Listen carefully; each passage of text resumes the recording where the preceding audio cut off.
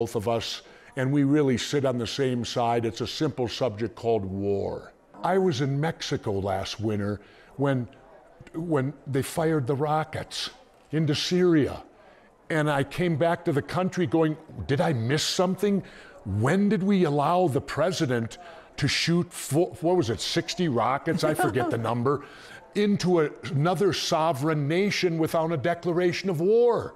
And the country applauded it. Yeah, they applauded it. And I thought, what is going wrong with the United States of America when you have to have the Congress vote to go to war, and now we arbitrarily allow our president at a whim can fire in 50 rockets and says they're for peace?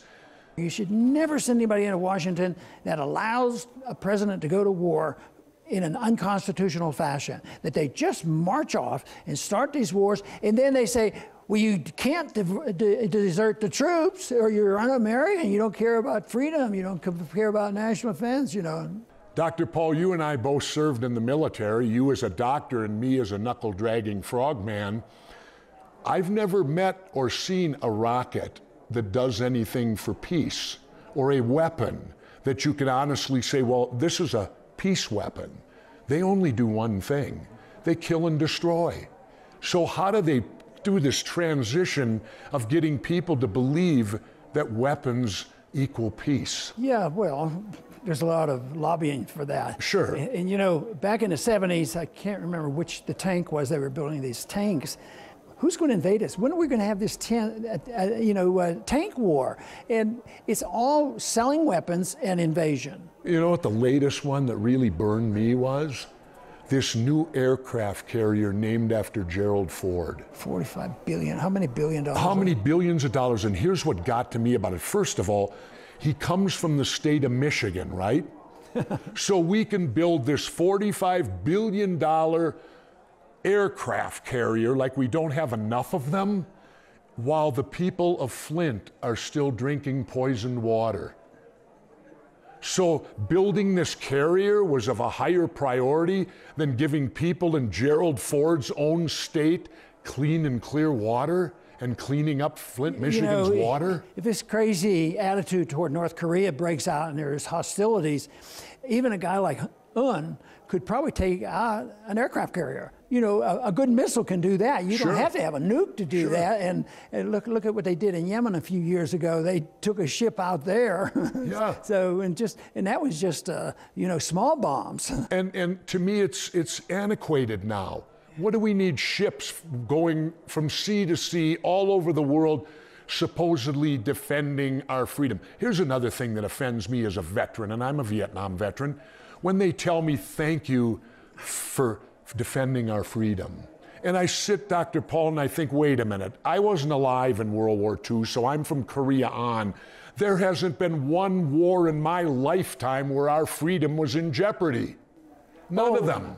Let me qualify that. Every war, our freedoms are in jeopardy because they passed Patriot Act. The danger is here at home. Okay, I understand that part. Sure, get it. The wars hurt us here at home. Yeah, the war hurts us here.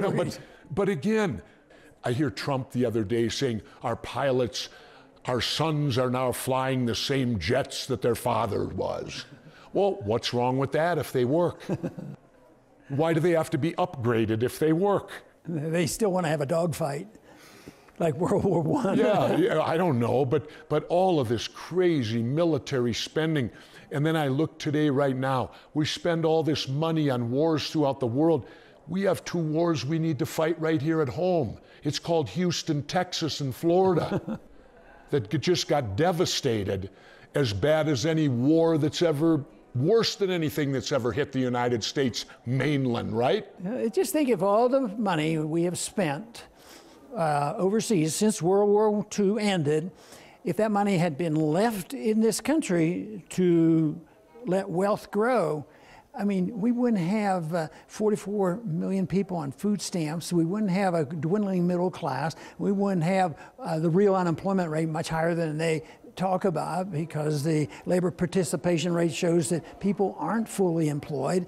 But wealth drains. It's insanity to think that war improves your economic condition. It improves the conditions of the war manufacturers. And then now all the wars are fought with this idea, really, that there's nothing the military can do in these wars to actually achieve victory. Because they don't know who they don't define the enemy. They don't know where it ends. So it's almost like perpetual war is their goal. Because you can't go to the military today and say, okay, if you do point A and point B, we then can declare victory. No. And if you don't have an enemy and you have an opening to do much better with a country like Russia, we go out of our way to turn it upside down and say they're our enemy and we're at war. And there'll be a day that will come when our economy gets weaker and the dollar is challenged. And when we get weakened, those people we have offended, they will not be our close allies. We already sense that already. People are starting to turn against us. I said publicly, as a veteran, I hang my head in shame over that. That's terrible. I hang my head in shame that we're now looked at as the United States is the country to fear. No longer we're the savior anymore. We're now the devil, not the savior. So sad. So anyway, Doctor, well, great. I want to Good thank you very much. It's always a pleasure to talk to you. And as I told the people, when I went to Washington, I knew there was one man I could count on out. We will make America great again.